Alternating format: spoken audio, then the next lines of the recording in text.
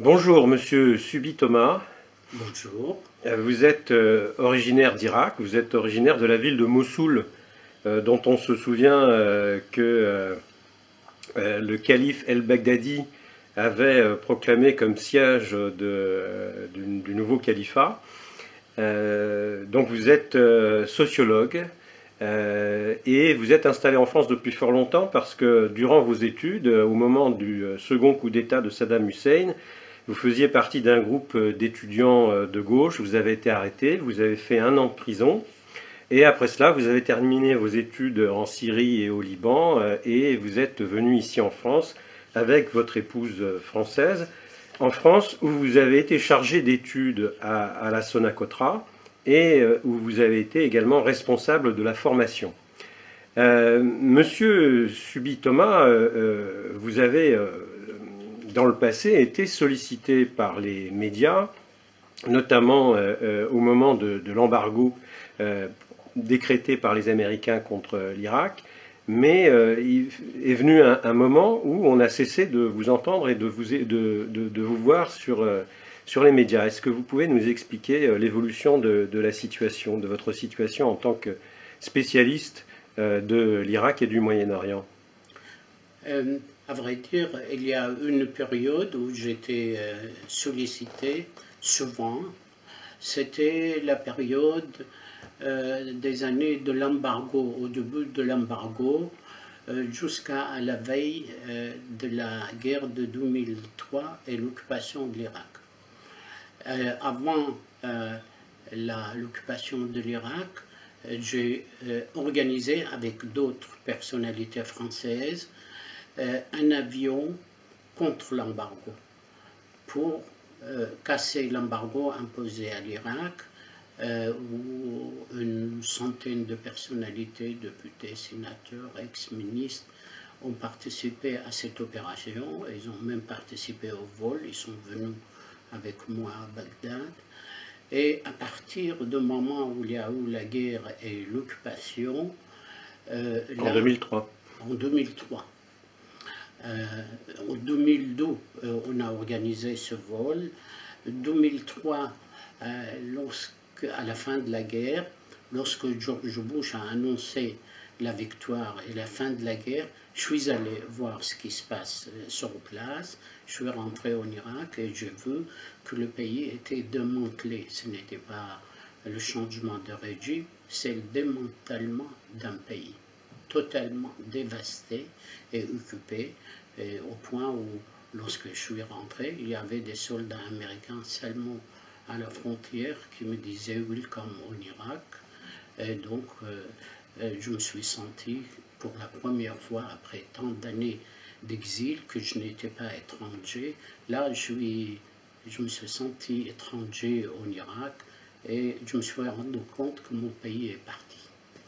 Et de retour en France, j'ai plaidé la cause des Irakiens à avoir le droit de résister à l'occupation de leur pays. Et c'est à partir du moment où j'ai organisé une conférence de soutien à la résistance démocratique du peuple irakien, les médias et la presse n'avaient plus envie de me solliciter, de demander.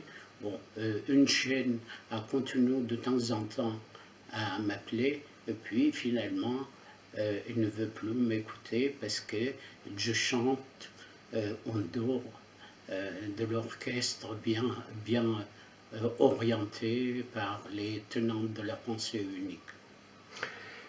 Merci pour ces précisions. Venons-en, Monsieur Thomas, à la situation présente actuellement en Irak et au Moyen-Orient, qui est à feu et à sang. La Russie a décidé le 30 septembre d'intervenir contre l'État islamique et a été créé en septembre, donc peu avant l'intervention russe, l'intervention aérienne russe, un centre de renseignement qui regroupe la Russie, la Syrie, l'Irak et l'Iran, et qui est situé à Bagdad. Ce centre de renseignement a pour objet la coordination de la lutte contre l'État islamique. Est-ce que cela veut dire, puisque une première coalition menée par les Américains est en activité depuis un an, de façon peu efficace, semblerait-il, en Irak, est-ce que cela veut dire qu'il y a deux coalitions pour le moment distinctes qui agissent en Irak et en Syrie? Tout laisse croire que le président Poutine, lorsqu'il s'est rendu à la réunion des Nations Unies, il a rencontré Obama et qu'il lui en a sûrement parlé qu'il avait l'intention d'aller en Syrie. Nous pouvons croire qu'il y a eu au moins une discussion. Lorsque la Russie est intervenue en Syrie, on a entendu des positions différentes, une fois par la Turquie, autrefois par les différents camps politiques aux États-Unis. L'un des ex-candidats à la présidence aux États-Unis, il a accusé la Russie d'avoir attaqué des éléments formés par la CIA en Syrie, et il dit c'est les nôtres. L'aviation russe, ils ont tapé sur des éléments formés par la CIA. Donc, ces différentes opinions laissent croire qu'il y a effectivement deux coalitions, ou peut-être deux forces, puisqu'il y a les États-Unis, parfois la France, elle a un pied avec la coalition américaine, tout en essayant de faire croire qu'il joue tout seul. Et il y a la Russie. La présidence russe, elle a fait la démonstration de l'échec de la coalition américaine.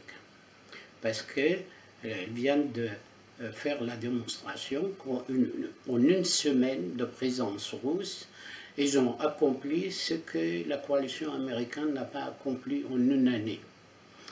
Et les Irakiens, ils sont tentés, très tentés, à solliciter la Russie d'intervenir et d'aider le gouvernement irakien.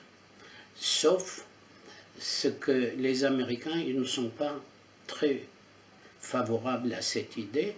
Ils ont dépêché différents dirigeants militaires et politiques à Bagdad pour déconseiller au gouvernement irakien de faire appel à la Russie. Et la dernière proposition américaine au gouvernement irakien, en disant, écoutez, ne faites pas appel à la Russie, on va vous donner tout ce que vous voulez comme armement. Or, les Irakiens demandaient depuis une année aux Américains d'honorer les contrats qu'ils avaient conclus avec eux pour ils ont acheté et payé des avions, des armements lourds, et ils traînaient les pieds. Les Américains semblent maintenant, ils sont prêts à aider l'Irak, et ils ont même commencé depuis un jour ou deux une intervention dans la zone de Ramadi, parce que les Américains, ils veulent prouver que les Irakiens n'ont pas besoin de Russes. Donc c'est une concurrence, c'est instauré. Au moins, jusqu'à aujourd'hui, l'intervention russe a fait bouger les acteurs. C'est une concurrence plutôt positive, alors si j'en crois ce que vous venez de dire. En effet, le 1er septembre, le Premier ministre irakien Haider al-Abadi a déclaré sur France 24 qu'il souhaitait que les Russes frappent également l'État islamique en Irak, mais une semaine plus tard, le jeu de la concurrence s'est lancé d'une certaine manière par le président de la commission sécurité et défense du Parlement irakien, qui a déclaré « Si les frappes russes sont efficaces en Syrie, alors nous ferons appel aux forces aériennes russes pour intervenir en Irak ». Plus généralement, les Américains s'impliquent davantage, semblerait-il, ces 2 derniers jours en Irak, mais plus généralement, selon vous, assiste-t-on à une montée en puissance de la présence russe au Moyen-Orient, et est-elle, selon vous, de nature à agir de façon positive dans cet écheveau diplomatiques, militaires, d'antagonismes divers et variés qui bien existent depuis des dizaines d'années au Moyen-Orient.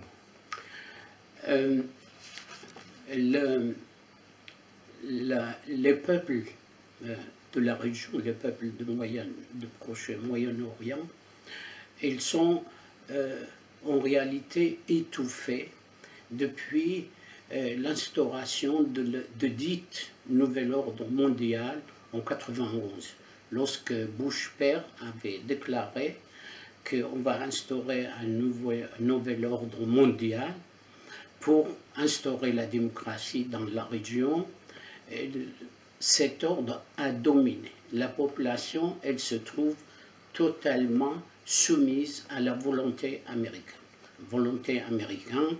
et par ricochet à la volonté des alliés des Américains dans la région, en l'occurrence l'Arabie Saoudite, car c'est une puissance financière, pétrolière, elle a beaucoup d'argent et elle a une alliance depuis un siècle avec les États-Unis d'Amérique, et sur place, la population se sent totalement étouffée.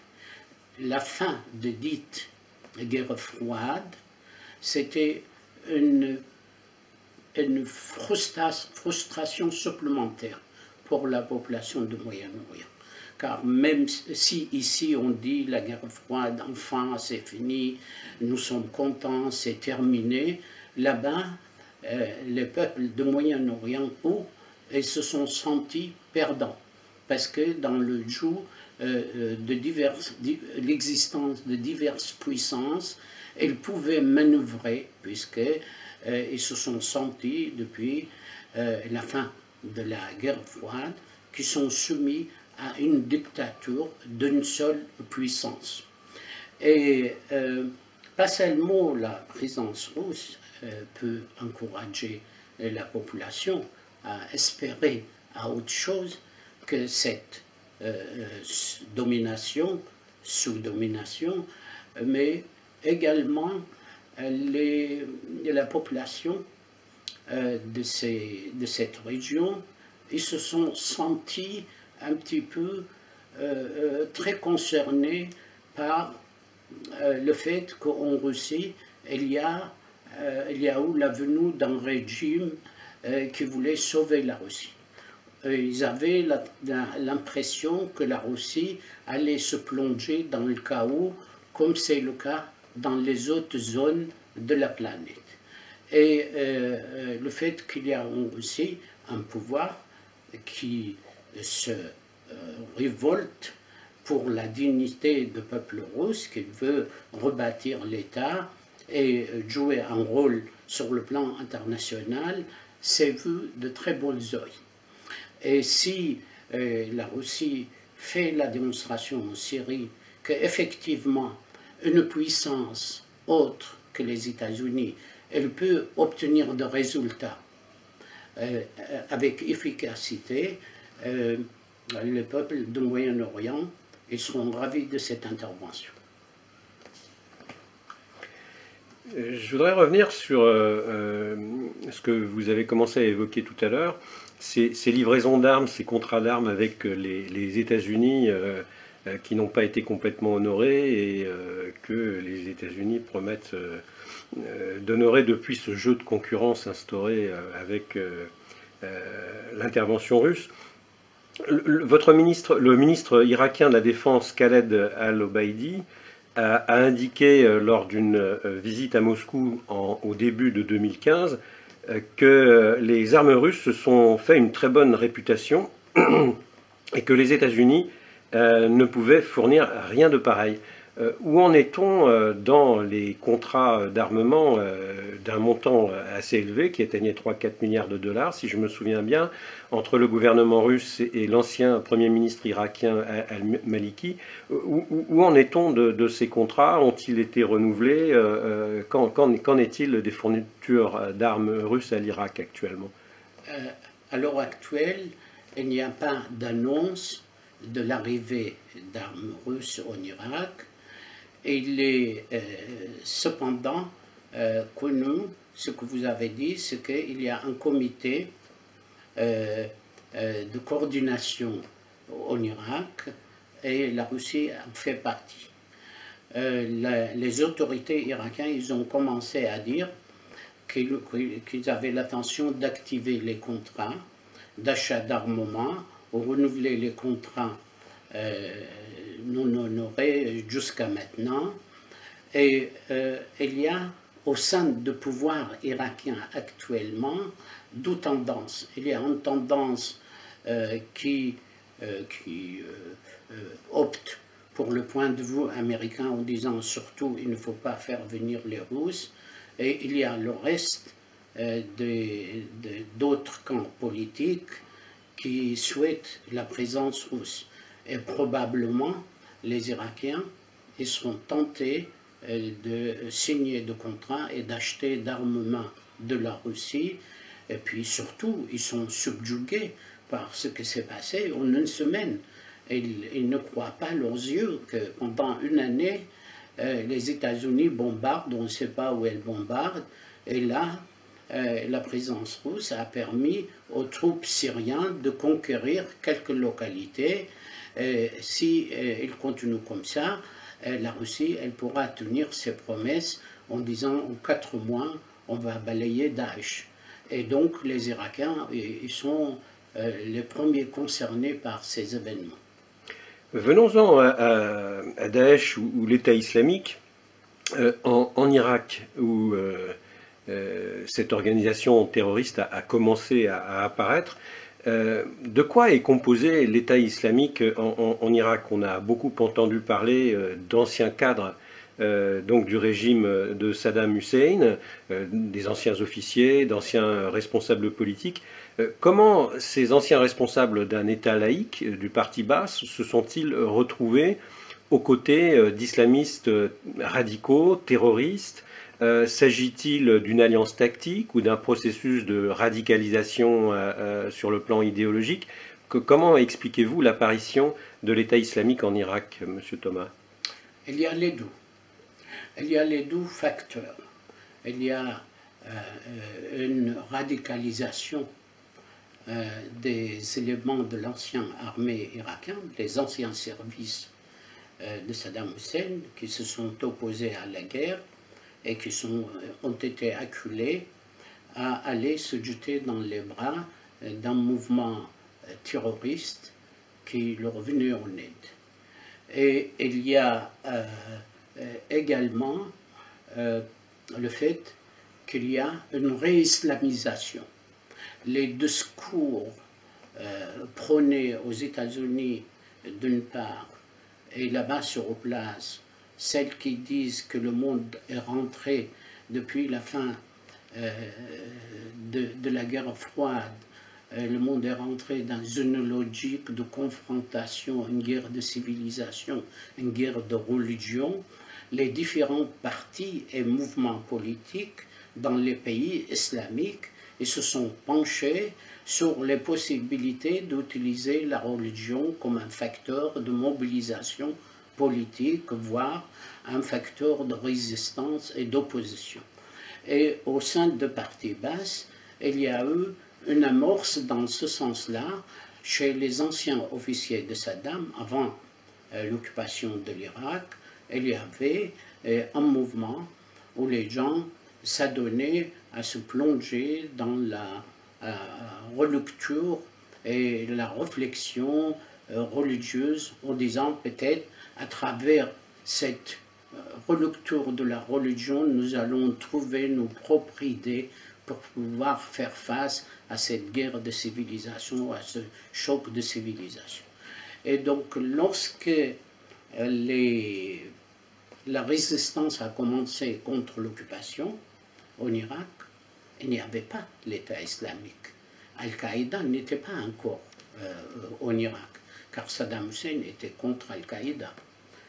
Il ne voulait pas de concurrent, et Al-Qaïda c'était un concurrent pour tous les régimes en place. Al-Qaïda est rentré avec l'occupation du pays. C'est avec les troupes américaines qui sont venues. Ils sont venus, ils ont quitté l'Afghanistan, ils sont arrivés en Irak, ils ont commencé à organiser des mouvements armés hostiles aux Américains, et beaucoup d'anciens officiers ou de soldats de l'armée de Saddam Hussein, ils ont trouvé dans ces groupes armés un lieu de refuge pour exprimer leur mécontentement de l'occupation. Et finalement, lorsque al-Baghdadi est arrivé, il est retourné en Irak car il résidait en Syrie, il est retourné en Irak avec des stratèges, plusieurs anciens généraux de l'armée et des services irakiens, et notamment 3 ou 4 qui sont connus, ils ont la capacité de planifier, d'organiser, et ce qui lui a permis d'avoir une puissance militaire, une fois qu'il a conclu des contrats avec des officiers de l'armée et de Peshmerga, à qui il a su acheter leur fidélité avec l'argent de pétrole et avec d'autres trafics. Les anciens officiers qui entourent le fameux al-Baghdadi, c'est eux qui ont mené cette percée aussi fulgurante à Mossoul, et les restants des anciens bassistes ont pensé qu'ils pouvaient manipuler al-Baghdadi ou les mouvements islamistes, mais en réalité, c'est les terroristes qui ont manipulé les bassistes dans cette affaire. On ne connaît pas bien la réalité de la situation en Irak, la réalité de ce pays où il y a de multiples communautés, de multiples confessions, mais on sait au moins qu'il y a une forte présence communauté chiite qui est au pouvoir depuis l'intervention américaine avec l'ancien Premier ministre al-Maliki notamment, et l'on sait qu'il y a bien une forte minorité sunnite. Est-ce que tous les sunnites irakiens sont derrière l'État islamique, et comment se passent les relations entre communautés depuis l'intervention américaine de 2003? Est-ce que on assiste à un conflit entre chiites et sunnites en Irak? J'ai vécu mon enfance et ma jeunesse en Irak. Et j'avais des amis chiites, sunnites. Je le dis, je le répète, comme beaucoup d'autres Irakiens l'ont fait avant moi, on ne savait jamais qui était chiite, qui était sunnite. C'était des Irakiens. L'Irak des années 70-80, il était rentré dans un processus de modernisation de la société irakienne où il y avait un semblant de séparation entre le spirituel et le temporel. L'affaire de l'État était laissée aux partis politiques et la religion appartenait aux pratiques de chaque communauté. Il n'y avait pas d'antagonisme. Ce que j'ai vécu, et toute ma génération pourra vous l'affirmer, il n'y a pas d'antagonisme. Lorsque les États-Unis d'Amérique, ils ont mis en tête qu'ils devaient réorganiser le Moyen-Orient pour des raisons économiques, pour des intérêts des groupes militaro-industriels, afin de maîtriser le pétrole. 80% de pétrole du monde provient de cette région. Lorsque les Américains ont décidé d'aller occuper l'Irak, l'Irak c'est un pays central. Même dans les années 50, il était choisi comme la capitale de pacte de Sinto, un pacte international qui travaillait pour la Grande-Bretagne, les États-Unis, pour encercler l'Union soviétique, car ils pensaient Bagdad, c'est la capitale du monde qui permet à l'aviation occidentale d'aller taper Moscou avec facilité. Et donc l'Irak, sur le plan géopolitique, sur le plan économique, Et sur le plan de ses réserves de pétrole, c'était un pays convié depuis longtemps.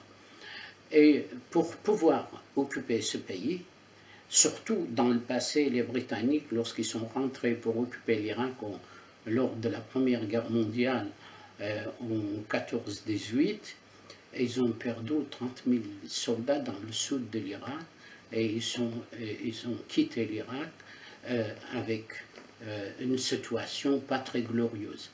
Et là, les Américains, ils ont voulu trouver une communauté sur laquelle ils devaient s'appuyer une fois qu'ils sont rentrés sur place. Et ils ont d'abord recruté les exilés, les immigrés, qui espéraient pouvoir rentrer avec les troupes américaines. Ils ont été recrutés par les Américains. Mais les Américains souhaitaient avoir encore plus de garanties que l'une des communautés, elle pourra leur servir d'appui de classe, de caste pour le pouvoir.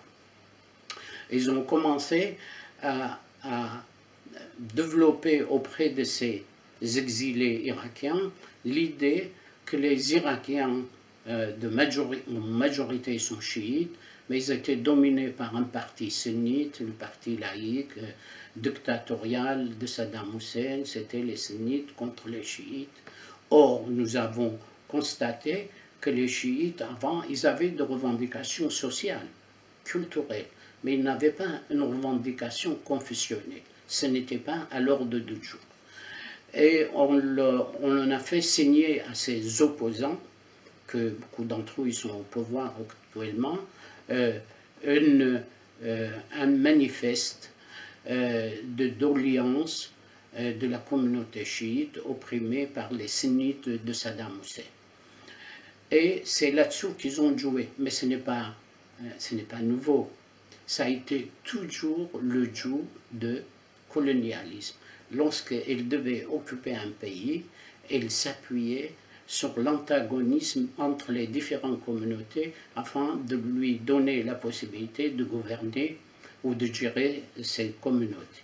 Et ils ont encouragé, lorsque le président Bush a désigné Paul Bremer comme représentant du pouvoir américain en Irak qui devait reconstruire, rebâtir l'État irakien, ben, ce Paul Bremer, il a choisi des chefs communautaires et il a élaboré une constitution basée sur le confessionnalisme et cette constitution qui est un piège pour la société irakienne, qui empêche les Irakiens de reconstruire leur pays, de rebâtir la société irakienne. Afin qu'un pays ou une société fonctionne, il faut que les membres de cette communauté puissent adhérer à un objectif commun.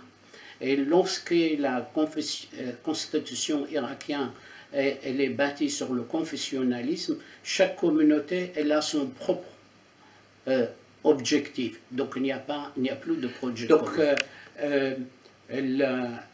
ils ont propagé, l'autorité de l'occupation a propagé auprès des Irakiens l'idée qu'on allait instaurer on va bâtir une nouvelle société irakienne basée sur le pluralisme, sur le fédéralisme, et en réalité, ce qu'ils ont mis en place, c'est le confessionnalisme, pas seulement que la minorité sunnite arabe, elle se sent opprimée, mais la masse des chiites, ils se sont opprimés également par ce pouvoir, car depuis 5 ou 6 semaines, tous les jours, il y a des manifestations, les pauvres chiites des zones de sud, elles disent que c'est au nom de la religion, ils sont venus occuper le pays et ils sont en train d'organiser le vol, le pillage du pays. Les Irakiens, ils se rendent compte 13 ans après l'occupation qu'ils ont été manipulés et qu'ils n'en peuvent plus. Donc, pour revenir à votre question, il y a eu de conflits, oui, effectivement. La société irakienne est c'est une société composée depuis des millénaires, des couches successives de peuples et de civilisations qui sont venus s'installer en Mésopotamie. Et toutes ces civilisations et ces États ou ces empires qui avaient envie de venir occuper l'Irak, ils ont laissé des traces. La population irakienne est composée de plusieurs communautés nationales, confessionnelles, culturelles. C'est le restant de ce mélange, de ce croisement de population qu'il y a en Irak. La majorité, sur le plan démographique, la majorité de population, elle est constituée des Arabes appartenant à la confession chiite. C'est au centre et au sud de l'Irak. Dans le nord de l'Irak, c'est une communauté irakienne qui sont les Kurdes, qui sont installés également dans ces zones dans le nord de l'Irak et le sud-est de la Turquie, sud-ouest de la Turquie. Et il y a les sunnites irakiens qui se trouvent localisés dans les gouvernorats de l'ouest de l'Irak, ça veut dire en partant de Mossoul jusqu'à Al-Anbar. C'est un pays où il n'y a pas eu de recensement depuis 50 ans. Les Américains n'ont pas organisé un recensement pour permettre aux Irakiens de participer au vote. Ils ont décidé que c'est comme ça. Et la communauté sunnite, elle se sentait frustrée puisqu'on l'a mis à l'écart. La communauté chiite, elle a cru qu'enfin elle a pris le pouvoir, sans se rendre compte qu'elle-même, elle est roulée dans la farine. Et les Kurdes, où ils avaient négocié, avant l'occupation, ils ont négocié un semblant d'autonomie dans le nord de l'Irak. Les sunnites n'étaient pas favorables à l'État islamique. Les sunnites, lorsque Al-Qaïda a commencé à organiser des groupes terroristes appartenant à Al-Qaïda dans les années 2004-2005, c'est les sunnites de l'ouest de l'Irak qui ont battu Al-Qaïda et ils les ont chassés de l'Irak. Parce que ce n'était pas leur revendication. Leur revendication, elle reste celle de permettre aux Irakiens de réorganiser leur pays, de bâtir un État irakien moderne. Ils rêvent à cela, mais on ne leur a jamais donné cette possibilité. Et je dirais même, j'ai eu l'occasion de dire sur une chaîne de télévision le jour même de la rentrée, quelques jours après, une semaine après la rentrée d'Al-Baghdadi à Mossoul, que finalement c'est Al-Maliki qui a poussé les sunnites dans les bras de Baghdadi. Les sunnites organisaient des manifestations de revendication qui étaient d'ordre politique et social, mais ils n'avaient nullement l'intention d'instaurer un califat au Irak. Aujourd'hui, les sunnites, enfin, probablement, les sunnites, ils vont jouer un rôle important pour mettre fin au califat d'Al-Baghdadi. Et le gouvernement, elle doit jouer son rôle.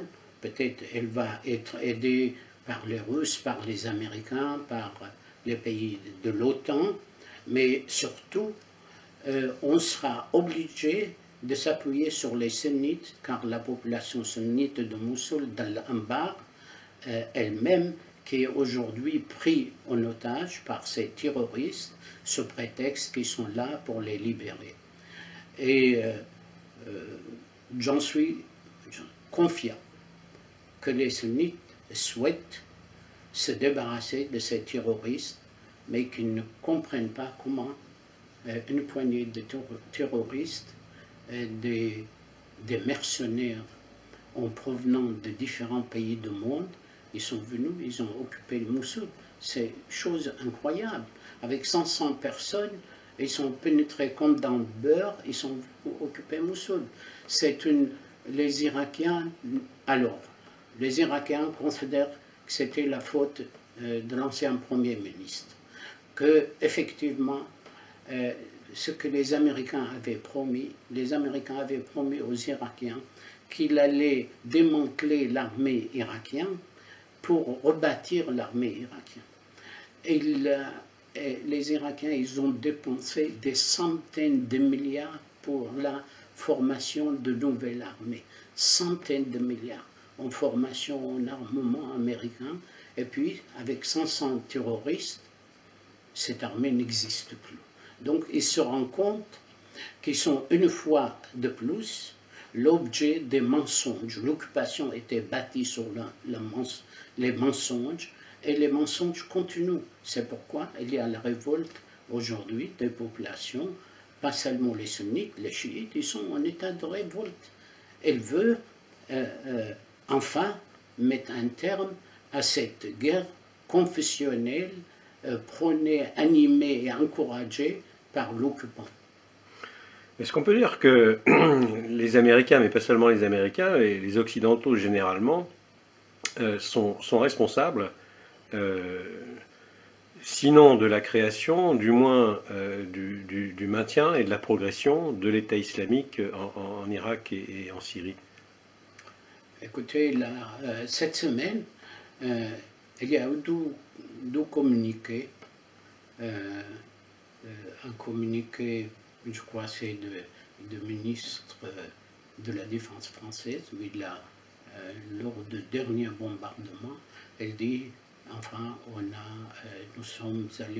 a bombardé en Syrie, mais on n'a pas bombardé tous les groupes, on a bombardé Daesh.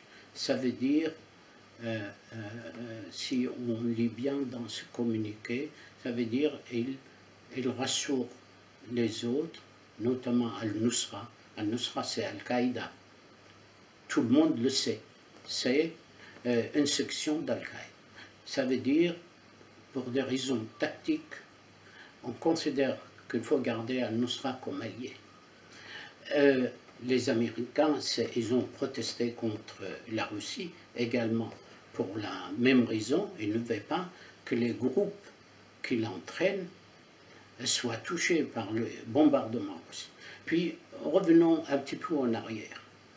Madame Hillary Clinton, qu'elle va être candidate aux élections américaines, elle a publié un livre de mémoire de ses années de secrétaire d'État aux affaires étrangères, dans lequel elle a dit Al-Qaïda, ça a été formé, organisé, financé par les États-Unis d'Amérique. Lorsque le candidat à la présidence américaine dit ça, lorsque aujourd'hui on prend toutes les précautions en s'adressant à la Russie, aux autres, surtout ne touchez pas à la Jabhat al-Nusra, pour les citoyens en Irak ou en Syrie, ne peut qu'en déduire cela, que finalement Al-Qaïda c'est l'allié des États-Unis et que le pays d'OTAN, il joue le même jeu. C'est ça. Comment vous voulez qu'on puisse interpréter les choses autrement que ça? Ma question, M. Thomas, portait sur la responsabilité des Américains et de l'Occident en général dans la formation et la progression de l'État islamique. Leur raisonnement concernant Al-Nusra, Al-Qaïda en Syrie, c'est de dire on peut s'allier tactiquement avec eux dans la mesure où ils combattent l'État islamique. Sur la formation, John McCain, l'ancien candidat à la présidence américaine, il a déclaré que la Russie a bombardé les membres d'Al-Nusra que la CIA a formés. Donc, elle le reconnaît. Ce n'est pas une alliance tactique. En fait, toute la fausse analyse qu'ils en ont fait de la situation en Syrie, elle part de là. C'est qu'elle voulait abattre le régime syrien. Elle croyait que c'était déjà l'occasion, comme il y a eu quelques changements dans les pays de Maghreb ou en Égypte, et que ça leur a échappé ce qui s'est passé en Tunisie, en Égypte, elle voulait prendre le devant pour opérer des changements, mais cette fois-ci à leur initiative, avec leurs propres moyens. Ils ont fait la guerre en Libye. Et ils voulaient faire une troisième expérience, c'était celle de la Syrie. Mais pour changer le régime en Syrie, ils se sont posés les mêmes questions qu'ils se sont posées la veille de l'occupation de l'Irak.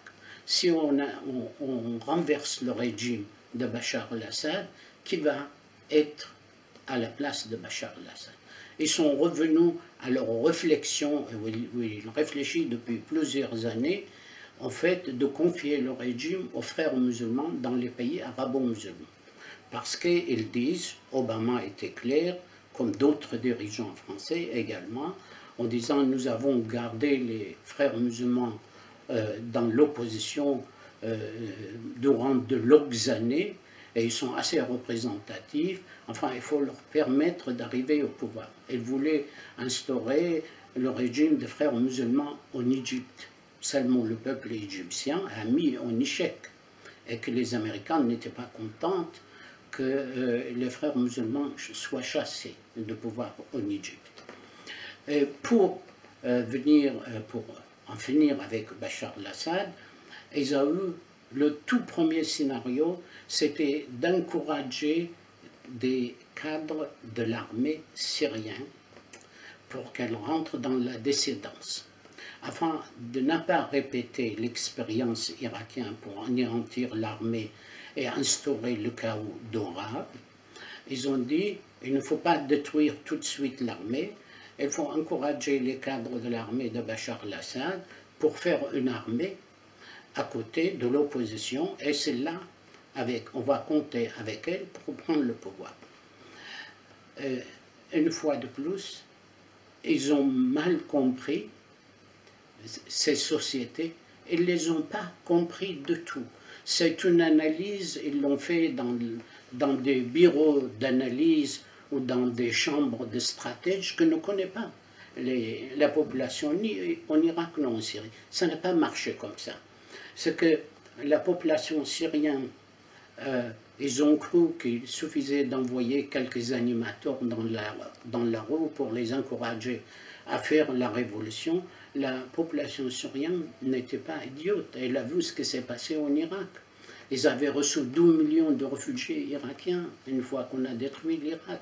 Les Syriens disaient, moi je me suis rendu à cette époque-là, voir les réfugiés irakiens en Syrie, les Syriens disent, avant même la manifestation de l'opposition, les Syriens disaient notre tour, ça viendra, et vont nous faire la même chose. La population était en situation, en état d'alerte, que tous les beaux discours de la révolution ne marchaient pas. Ils connaissaient leurs intentions.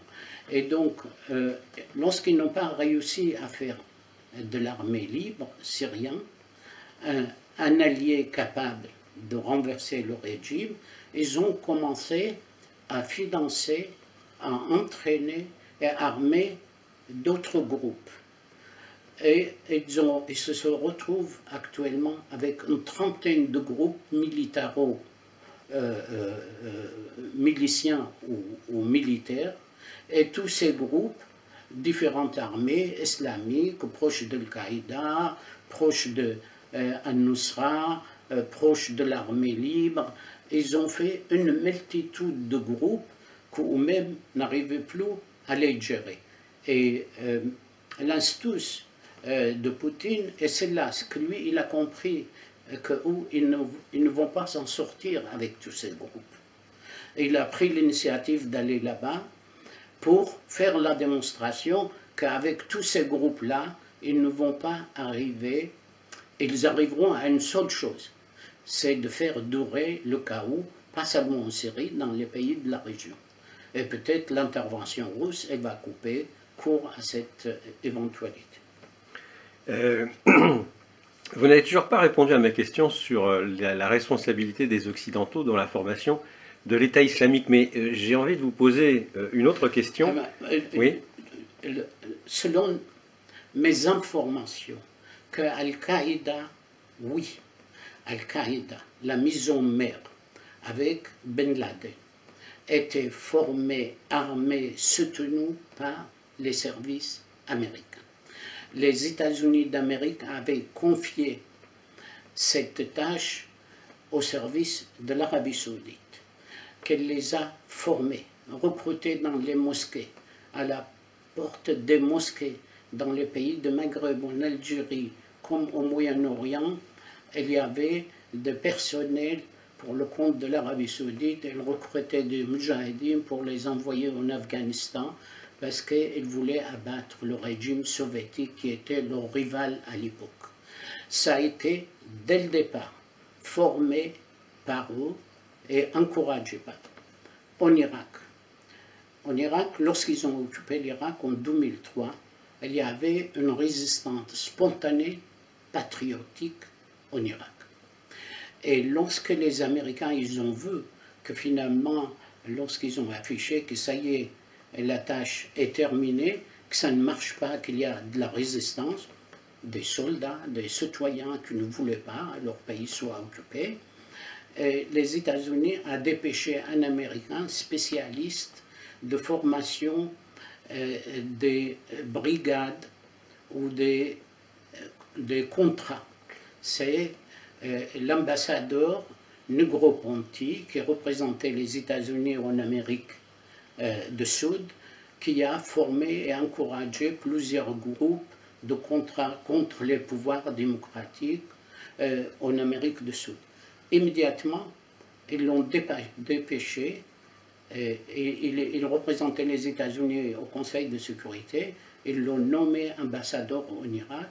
Et c'est Negroponte qui a commencé à organiser les brigades de la mort. À partir de ce moment-là, les généraux de l'armée américaine sillonnaient les villes irakiennes, ou à Ramadi ou à Fallujah, dans les autres villes, avec des cassettes, des valises remplies de dollars, et ils achetaient les gens pour être embrigadés et animés par les États-Unis d'Amérique. Lorsque l'un des dirigeants de ces résistances islamiques a déclaré qu'il a créé l'État islamique en Irak, c'était sous supervision des Américains. Les Américains, ils ont préféré éliminer toute velléité patriotique, car c'est le mot qui leur fait peur, plus qu'autre chose. Et même si c'est au prix d'encourager l'émergence des mouvements islamistes. Monsieur Thomas, vous avez expliqué tout à l'heure les limites de l'opposition entre sunnites et chiites en Irak qu'ont cherché à créer les Américains. Plus généralement, actuellement, dans la presse, il y a beaucoup de battage sur le fameux arc chiite ou croissant chiite qui va de l'Iran jusqu'au Hezbollah libanais en passant par les Alaouites syriens et qui se prolonge avec la communauté chiite en Irak, avec la coalition créée à Bagdad entre l'Irak, la Syrie, la Russie et l'Iran. N'y a-t-il pas un danger, et c'est ce que fait la presse mainstream en ce moment, n'y a-t-il pas un danger que la Russie apparaisse comme défenseur du chiisme face au sunnisme, alors que la Russie elle-même est un pays avec une forte communauté musulmane qui est sunnite, majoritairement. J'ai lu quelques anecdotes dans les publications irakiennes depuis l'intervention de la Russie en Syrie, où les chiites irakiens ils considèrent que Poutine est d'origine chiite et le brodent même des histoires sur le fait que son père était originaire de Basra et puis il s'est immigré là-bas. Donc les Irakiens, ils ont tendance, les Irakiens ou d'autres Arabes, à tout de suite bâtir ou échafauder des histoires sur des événements qui leur font plaisir. Non, je crois, en fait, cette histoire de croissant chiite était une déclaration faite par le roi de la Jordanie après l'occupation de l'Irak. Et le roi de Jordanie, à cette époque-là, il avait fait une déclaration pour attirer l'attention de la Grande-Bretagne et des États-Unis sur le danger que représente l'Iran, que la présence iranienne en Irak, ça va développer son influence dans la région, le fait que l'Iran soutenait le Hezbollah et éventuellement l'Iran soutenait le Hamas en Palestine. Ce sont des alliances de circonstances. Les alliances de circonstances politiques ne modifient pas la nature ni l'identité confessionnelle et culturelle de la population. Les Irakiens, chiites, sunnites et kurdes, ils sont vécus ensemble. Même les Kurdes là, ils ont la possibilité de s'en aller. Ils ont la possibilité de s'en aller car il n'y a plus d'État irakien. C'est un semblant d'État actuel. Mais les Kurdes disent non, on n'est pas pressé, ce n'est pas le moment de proclamer notre autonomie, notre indépendance. Et il revient et dit nous sommes des Irakiens. Donc je ne crois pas qu'un tel fantasme peut se réaliser.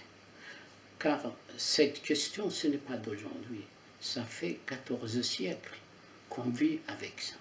Dès le départ, lorsqu'il y a eu une session confessionnelle, il y a eu des antagonismes. Depuis l'annonce de l'immigration de Ali vers l'Irak, il y a eu au cours du 1er siècle 23 révoltes en Irak d'obédience communautaire, confessionnelle, et toujours l'Irak revenait pour faire un État unifié avec toute sa population. La population chiite du sud de l'Irak, dont l'armée de Saddam Hussein était composée essentiellement de chiites, 80% de membres ou de personnel de l'armée irakienne étaient chiites, mais lorsqu'ils étaient en guerre avec l'Iran, ils ont mené la guerre 8 ans. Ils n'ont pas utilisé l'argument confessionnel. L'argument confessionnel est le fait de l'occupant. Et les Irakiens disent que les conditions leur permettent, là, dans les manifs d'il y a 4 semaines qui se déroulent en Irak, ils sont ensemble, toutes confessions confondues, ils manifestent ensemble, ils proclament un État sécularisé, je ne dirais pas laïque parce que ce n'est pas à l'ordre du jour, mais un État qui laisse les affaires de la religion aux hommes religieux, mais que la politique soit faite par les hommes de l'État. Donc, cette déclaration par la suite, elle a pris une grande proportion. Parce que les mouvements sunnites, ils l'ont beaucoup cultivé. En disant oui, effectivement, l'Irak, ce n'est pas occupé par les Américains, mais il est occupé par l'Iran aussi.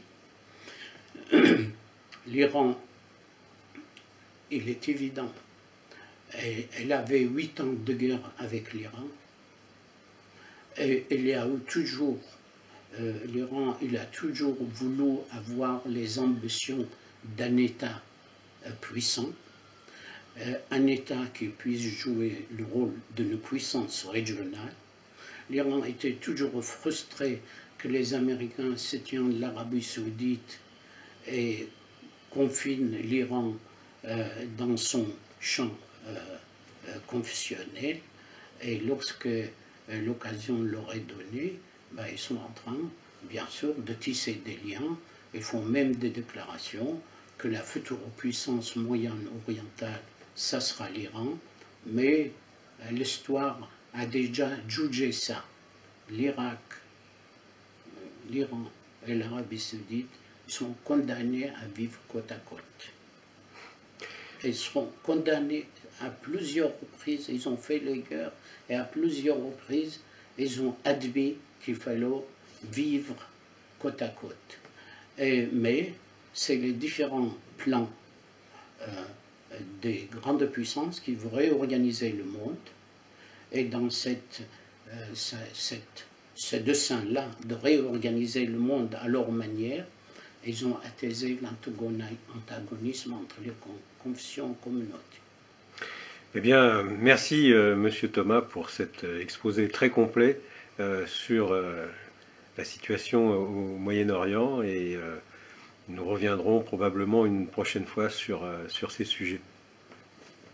Merci.